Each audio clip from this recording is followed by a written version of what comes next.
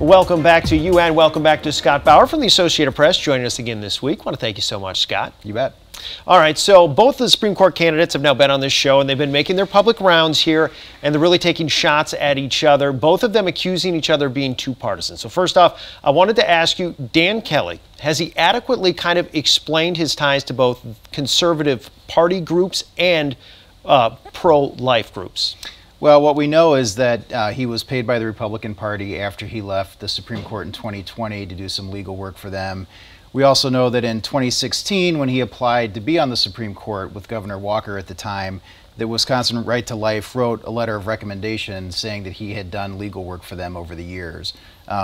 When Dan Kelly was asked about that last week, or this week, he said that he didn't recall what he had done for them. But it's there in writing that he did some kind of work for them. So we know that he's got deep ties to them. We know that Janet Protasewicz is endorsed and backed by Democrats. Dan Kelly is endorsed and backed by Republicans. It's a nonpartisan race in name only. The candidates are pretty clear about who their support is coming from.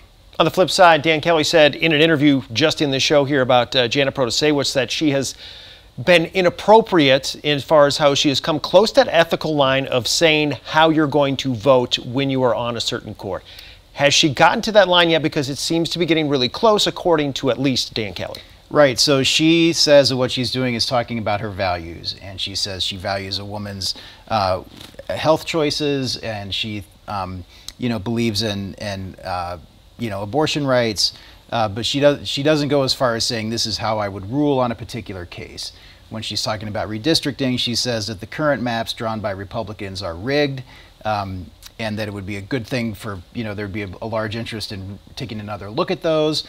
She doesn't say how she would rule on whether there'd be on a particular case that may come before the court. So she's definitely dancing on that line, maybe a little, dancing a little bit more closely than other candidates have done over the past. And Dan Kelly is certainly making that an issue in the race, saying that we wouldn't have the rule of law, we would have the rule of Janet should she be elected. All right, shifting gears a little bit, obviously we're starting to see, I guess, public negotiation between the governor and Republicans as far as the budget goes. One of the things that came up this week, maybe interesting, is are we seeing the flat tax idea maybe kind of going by the wayside here that Republicans had initially thrown out there? Yeah, so the Republican co-chairs of the Budget Committee at a WisPolitics event this week said it was unlikely that the flat tax idea would be included. And this comes after Speaker Voss had basically said that probably wasn't going to happen. So I don't think it looks like we're going to go as far as the flat tax proposal, but we will definitely have some kind of tax cut. Both the governor and Republicans say they want to do that. What it looks like, who benefits from it the most, to be decided. You mentioned Speaker Voss. One of the things he also talked about is that local government funding, which is one of the big issues at hand here. Did we see him kind of reeling it in, trying to lower expectations? Definitely trying to lower expectations this week, talking to the Wisconsin Counties Association, a group that's been out front and lobbying for more funding. And Robin Voss basically saying the $7 billion projected surplus we have isn't as big as you think it is, and kind of laying out the case as to why we need to be more frugal, and also talking about, well, maybe we need to have toll roads. So really kind of like setting the bar one direction, while the governor just the day before told the counties, you will be getting more money.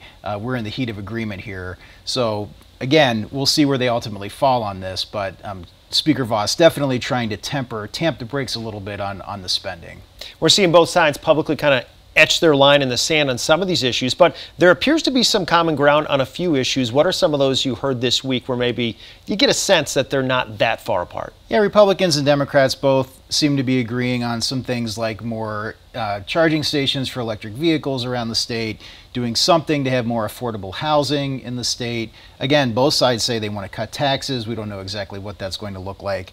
I think both sides agree that something needs to be done for local government funding, whether it's what the governor proposed or something else. I think both sides seem to be saying there'll be some things there. And, a lot of other stuff will shake out over the next couple months. Governor Evers kind of hinted this is going to look similar to the last couple of times we've gone through this, right?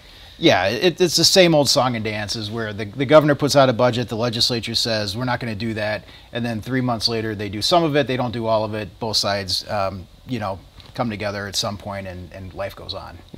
Life does go on every day, right? Right. Well, we thank you so much for the time here, Scott Bauer. Appreciate it. Thank you.